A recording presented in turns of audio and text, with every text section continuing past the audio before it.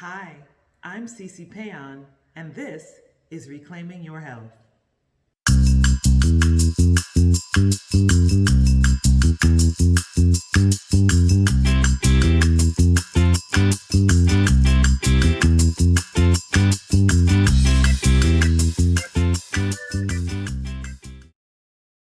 Good evening and welcome, everyone. Welcome to Reclaiming Your Health. We're so happy to have you here with us this evening. I'm so excited this evening because I have a special guest. Yay, me, Stacy Campbell. Stacy Campbell Marshall, my best friend. Anybody who knows me, You say it right. You're my right. best Thank you. friend. Anybody who that's an inside joke. Anybody who knows me knows Stacy is my best friend, and we've been friends for years. And she is best friend, sister, confidant, advisor, cheerleader, all those things rolled up into one.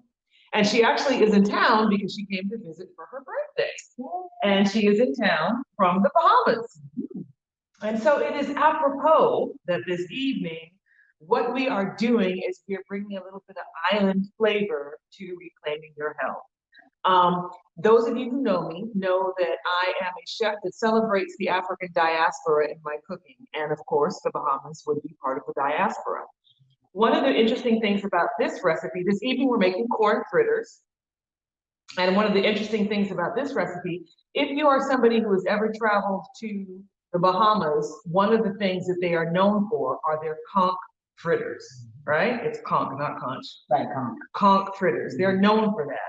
And so, but if you're somebody who doesn't eat seafood, like many Seventh-day Adventists, and many people, some people just have allergies to seafood, what do? Well, Stacy has created an alternative recipe so you can have that experience without the seafood.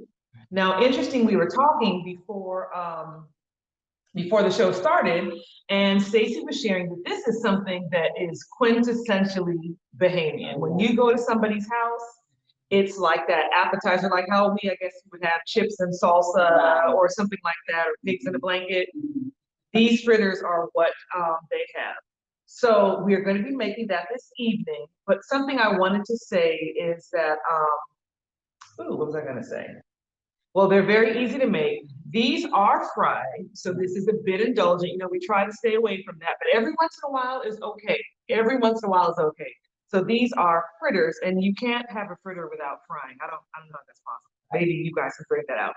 But anyway, welcome, Stacy. Thank you. I'm so glad to be here. And we're going to get started because our time is already running, and I want to be able to taste them on camera. Yeah.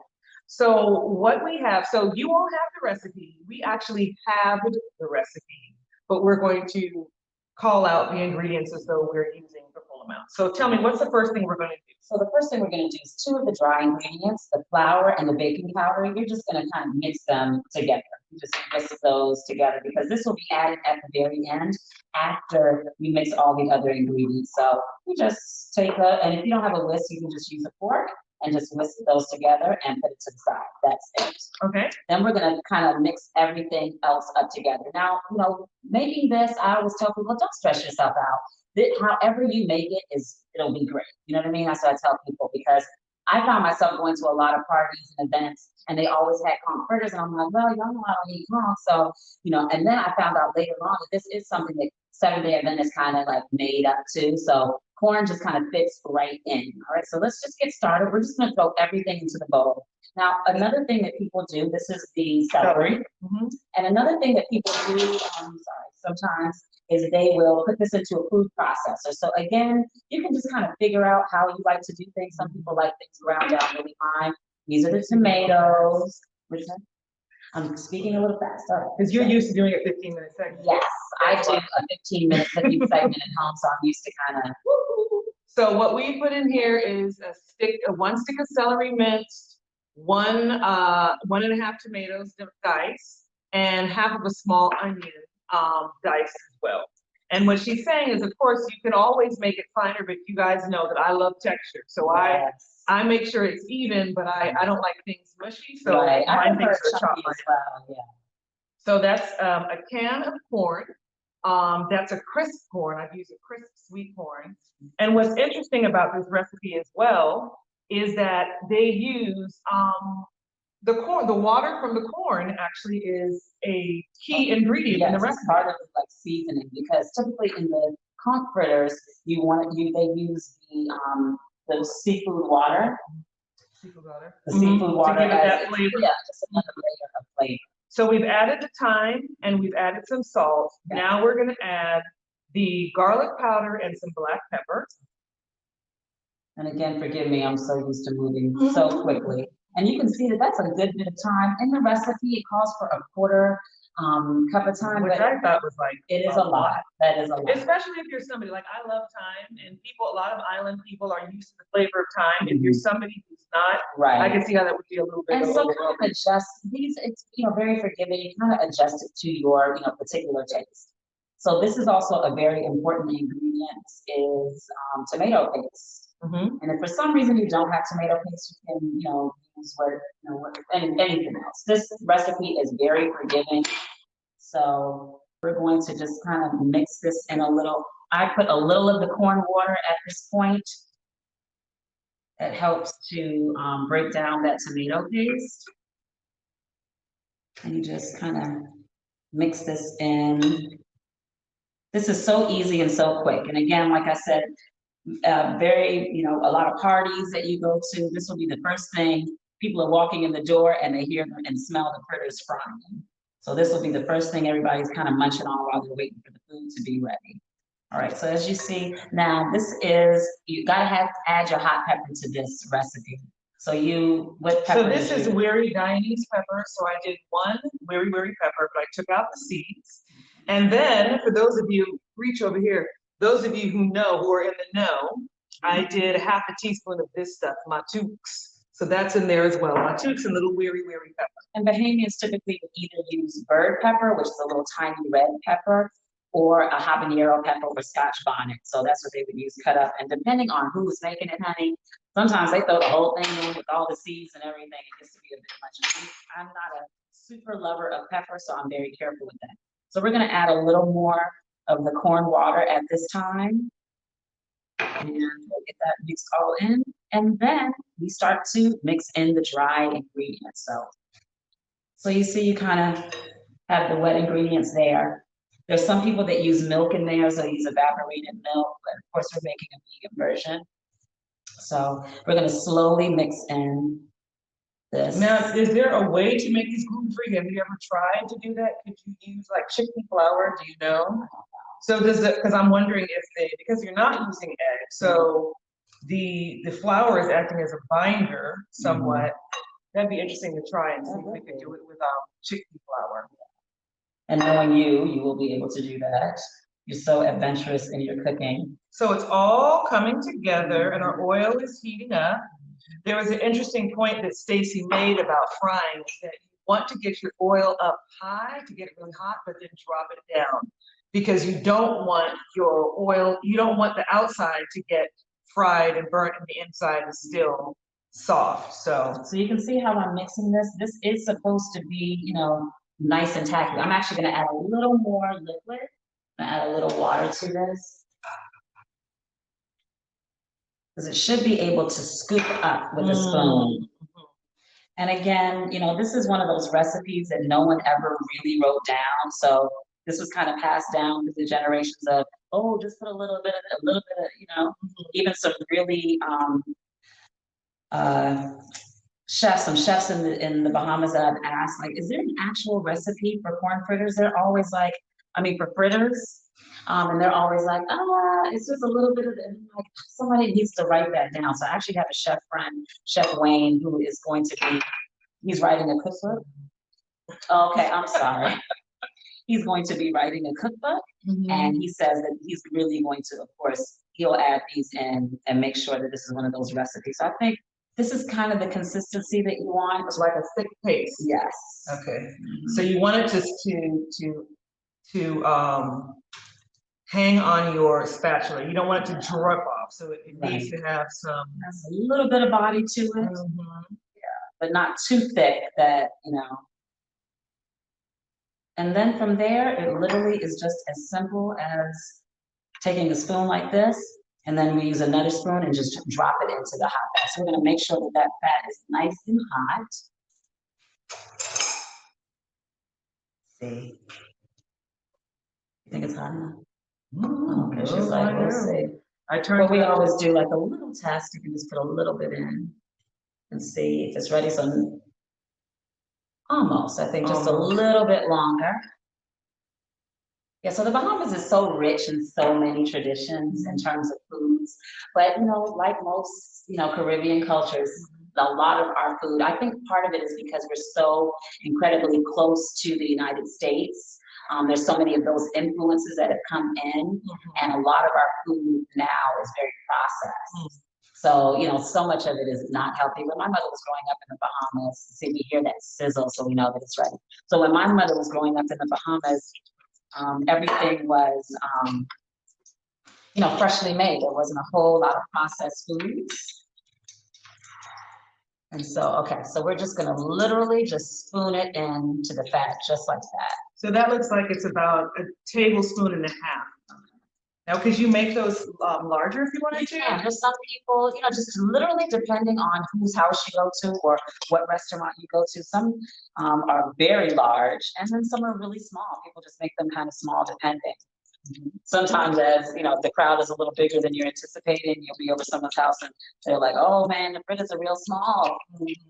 Because, it's a little more, the crowd is a little bigger than you expected. So what other vegetables do you think that we could use inside? I mean, I know we said corn, but there are some people who have a corn issue. So yeah, what did you use? I've done the whole gamut. So like broccoli chopped up really fine. Scallion also tastes really good in this recipe. You really can be as creative as possible, because the key to this, it really is that it is a seasoned batter. That's really what this comes down to, a seasoned batter that's deep fried. And we know, deep fried stuff does taste good. That's the reason why we do it. So you can be as creative as you want to be. You have to have the flour. So no matter what kind of flour you use, you have to have the flour, and then you have to have the baking powder, because it needs to, puff up. Okay. You need that agent to get it nice and light. Okay. So you all see how easy this is. Yeah, it's really simple. I just make sure they don't touch one another, because they will stick together. And you want to be careful not to crowd the pan, because when you put too many in, it's going to drop the temperature of the fat, and then you have things that are soaking up oil rather than frying. But so far, these look great. Turn it down. I'm gonna turn it up. Okay, so is that right? Okay. Yep, so, this is always fun. And then the sauce, I love that we're gonna use some, this is your jerk. This is actually a guava jerk sauce that I've made. Okay. So yeah, that's fantastic. I think that your maple jerk sauce would also be good with this, because like wings, this is something that really tastes good with sauce. One of the things I love about Cynthia, I call her a saucier. I don't know if that's a real word, but Cynthia makes the best sauces.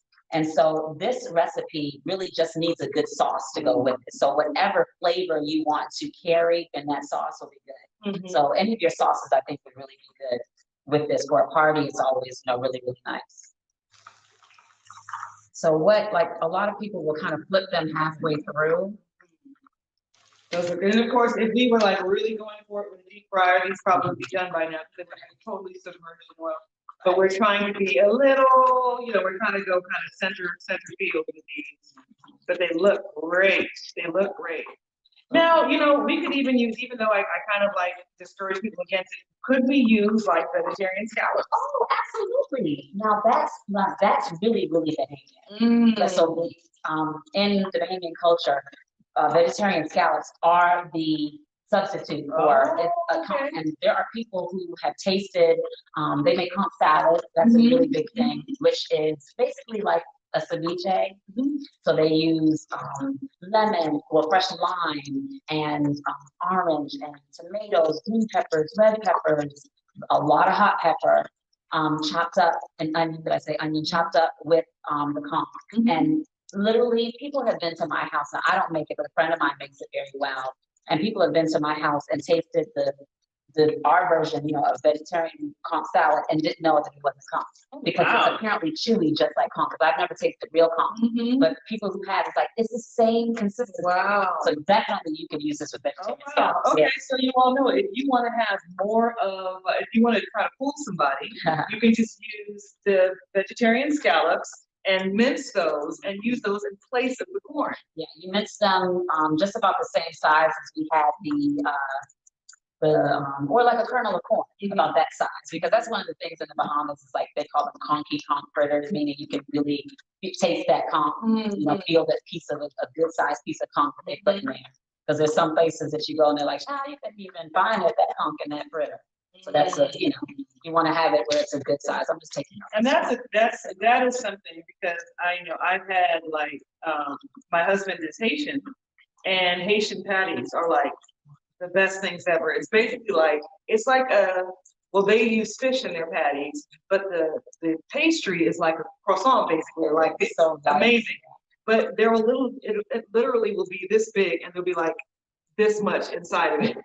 So I hear what you're saying. Like you want, if somebody's eating this, you don't want it to be dough. Right.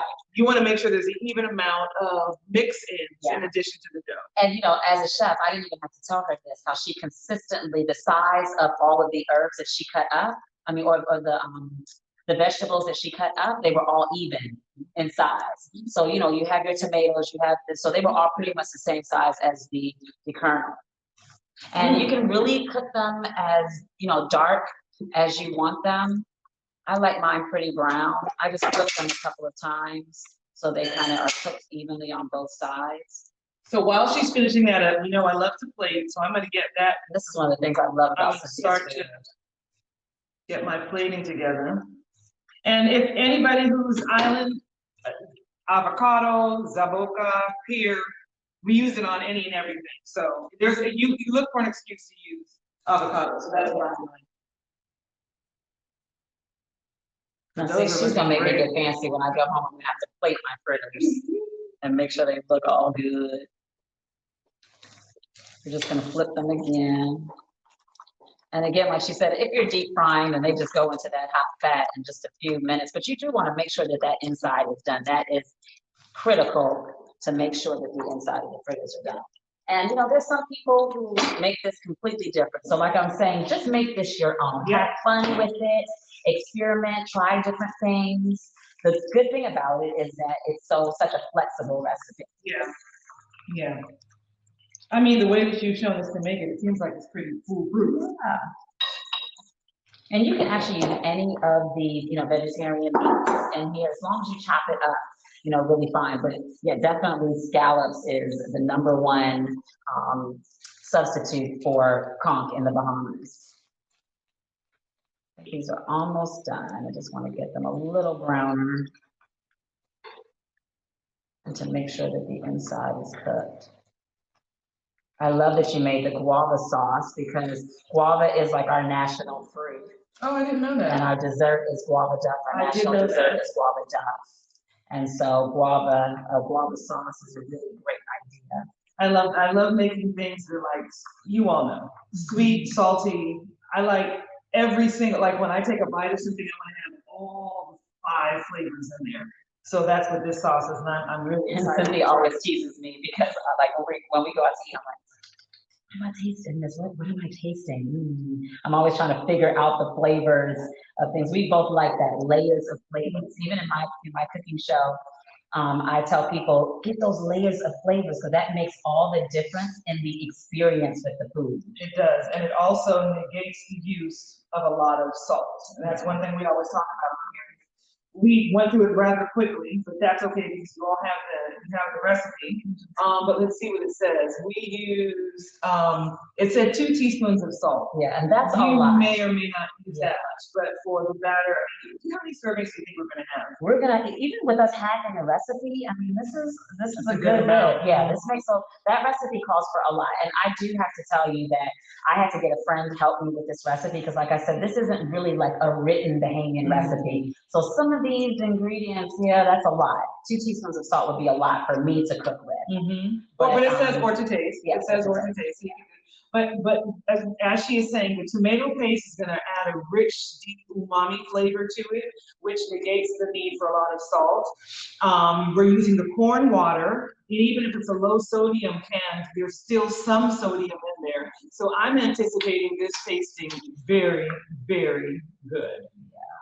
So that's, if you look at the color on them now, you can see that's pretty much the color like that I like mine to be, have a nice little brown. Deep golden brown. Yeah, on them. And then, so they're nice and crispy. So we can probably take these out. Oh, sorry about that.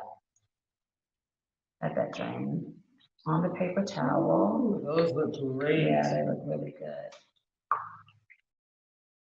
So we have our fritters done, and they look great. I'm just gonna cut one so you can see what they look like inside. Now, actually, when I was watching Stacy fry these, I was a little concerned because I felt that she was frying them maybe too long. But her point for doing that is, you said, what was it? What was the guide? You said low, high fat, Oh, yes, something? hot fat, low fire. Hot fat, low fire. So you do that because you want the crispiness, and if you could hear, they're nice and crispy, but they're cooked in the center. You don't want to bite into it and it's like doughy and raw.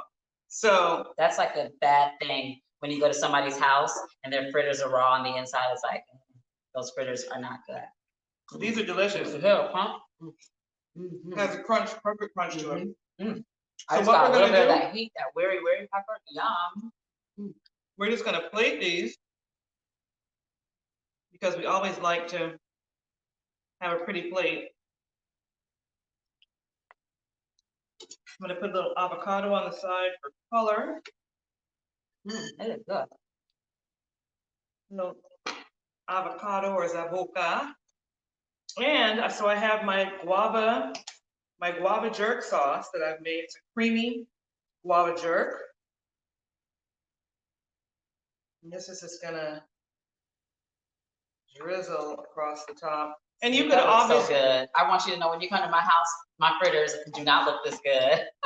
Now, you know, I'm doing this for a picture, but obviously you would likely serve it on the side so people can take as much as they want. And what people do is they just have like a little plate, and then your fritters go on your plate, and you get a spoon, and you spoon the sauce on the side, and you just dip it. Yep. But look how fantastic that looks. Oh my goodness. Yum, yum, yum. Yep. Yummy. And I'm gonna leave that so we can take pictures, but I'm gonna get a little container so we can. Oh, we're gonna. So we can be classy about. Okay, sorry. So we can yum. But yeah, we made half of a recipe, and this made a good amount. Yeah. There's 5 in here, 6, 7, 8, 9, 10, 11, 12. So with a can, you've got at least enough for, you know, I mean, these are the kinds of things that I can imagine people. Yeah. They're gonna eat 4 or 5 of them. Yeah. Yeah. So let's see how this. Oh yeah.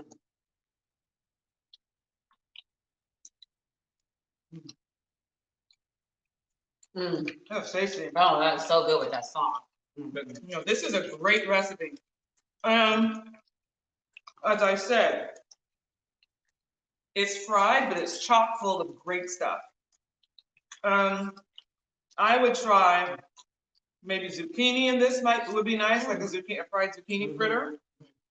Now, if you could use the zucchini, dial back on the water a little bit, because zucchini is going to give off that water. Right. Yeah, these are really good. That sauce is amazing. Thank you. I keep telling her she has to bottle her sauces. She makes the best sauces. That's good. So, everyone, these are Bahamian corn fritters.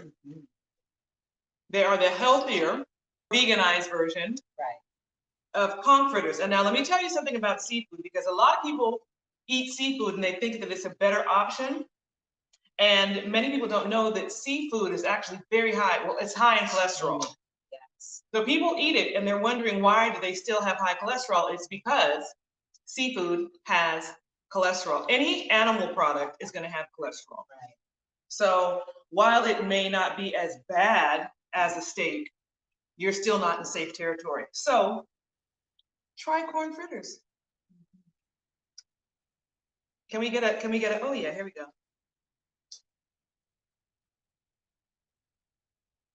Corn fritters with my BFF. That's right. Everything tastes good when we're eating it together. That's honey. right. Mm. That's right. So thank you for being so patient and letting us get back online. I don't know what that was about. Of course, this recipe will be up and available for you on, well, it's available now on the Reclamation Project page and on my page, and we will see you all next week. Thank you for joining us. Thanks for having me.